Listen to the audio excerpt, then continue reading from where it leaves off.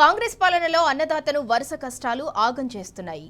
నిన్నటి వరకు ధాన్యం కొనుగోళ్లలో జాప్యం వేధించగా ఇవాళ విత్తనాల కోసం రైతులు పడిగాపులు కాస్తున్నారు. జగిత్యాల జిల్లా మెట్పల్లిలో విత్తనాల కొరత రైతులను వేధిస్తోంది. జీలుగు, జనుము విత్తనాల కోసం రైతులు క్యూ కట్టారు. గతంలో కంటే విత్తనాల రేటు రెట్టింపైంది.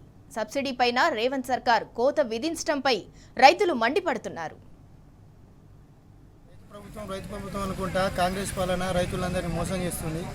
గత ప్రభుత్వం ఉన్నప్పుడు జిలుగులది 1100 ఉండేది, ఇప్పుడు డబల్ ట్రిబల్ చేసారు.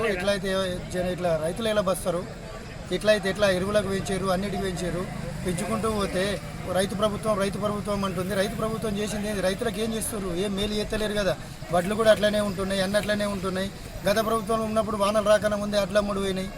తక్కువ చేస్తున్నాం, తాలు తప్పక లేకుండా తక్కువ చూపుతామన్నారు. ఏం తక్కువ చూకలేరు. ఇప్పటికి కూడా అన్ని రైతులందరూ బాధపడుతున్నారు. అట్లనే ఉన్నాయి, తడుచుకుంటూ పోతుంది ధాన్యం అంతా. ఎవరు పట్టించుకునే అధికారులు లేరు, ఎవరు లేరు. ప్రభుత్వాలు అంటే ఇట్లనే ఉంటాయా?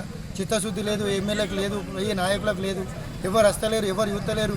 రైతుల బాధ ఎవరు ఇంటలేరు. రైతులను ఎవరు పట్టించుకుంటాం లేరు.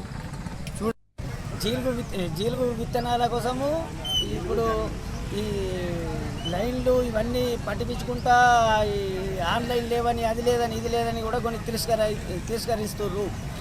రైతులకు సదా కరెక్ట్ ఈ విత్తనాలు అందుబాటులో ఉంచలేరు.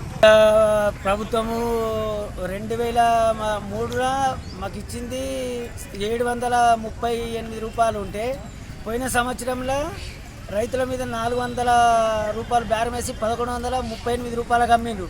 ఈ సంవత్సరం 1000 పెంచి రైతుల నడ్డి విత్తులు 2138 రూపాయలు ఈ ప్రభుత్వము అనవసరంగా రైతుల మీద 1400 ఒక సంచమట 1400 బేరం వేసి రైతులను పూర్తిగా అనగదొక్కుతుంది తప్ప ఇది రైతులకు మేలైన ప్రభుత్వం కాదు. రైతులను ఖచ్చితంగా రైతుల దగ్గర దోపం చేసుడు తప్ప ఈ ప్రభుత్వం ఎలాంటిగా రైతులకు మేలు చేసింది అయితే లేదు.